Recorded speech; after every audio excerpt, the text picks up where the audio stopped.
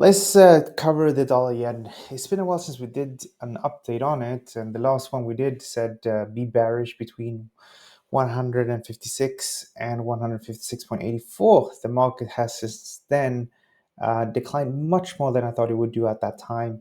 That time I was just looking for a slide to 154.28. So what's happening next? All right, with the non-farm payrolls coming out tomorrow, the dollar yen is going to come back into focus.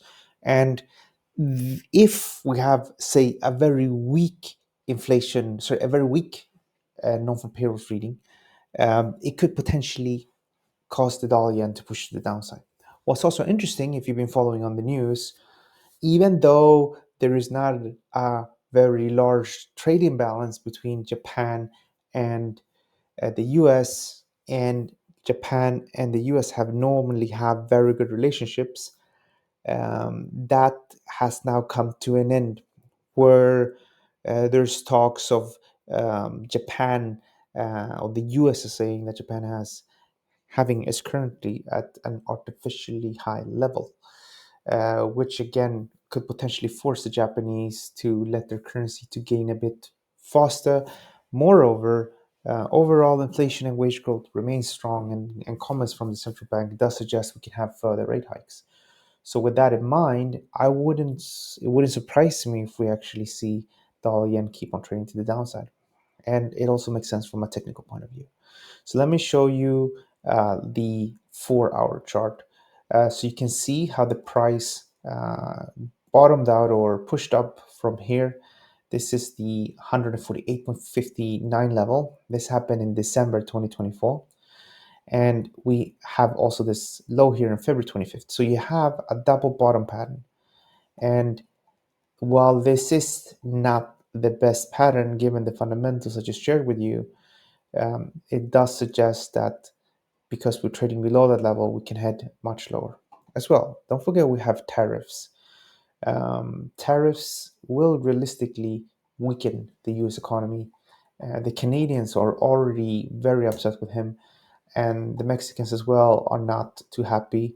And even here in Europe, people are not too happy with the Americans. So there is an issue here where even though there might not be trade wars, people don't forget. So that could potentially have a negative impact on U.S. Economy. So I think overall, the U.S. government wants to see this go down. The Japanese, on their own, have to increase rates. There is a probability that this could, trade lower. And then we have the pattern I just mentioned. So how can we trade this? So there is one option, which is the slightly higher risk option, which is just to be bearish above the levels seen here. It's pretty much the daily high, as you can see, just above that level. Then there is the slightly lower risk, which is a level, for example, when we focusing here. So we're focusing here. And then, of course, if you really want to have a super low risk, then you're looking at 150.23. So what's the issue then if you sort of keep on pushing things to the upside? The issue is that if you keep on pushing things to the upside, then your risk to reward ratio is not going to be very good. And then it doesn't make too much sense at one point to trade. So if we take the slightly higher risk option, which is this one here, then the idea is to be bearish from 148.59 with a stop just above the high here. And that would give us a risk to reward ratio of 2.3 and then possibly lower. So that is what I will focus on tomorrow for the non-farm payrolls.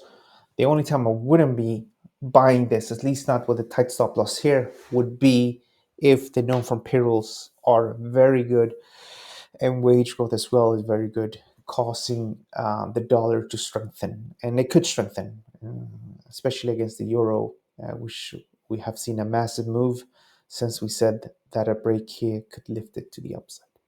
What are your thoughts? Leave your comments below.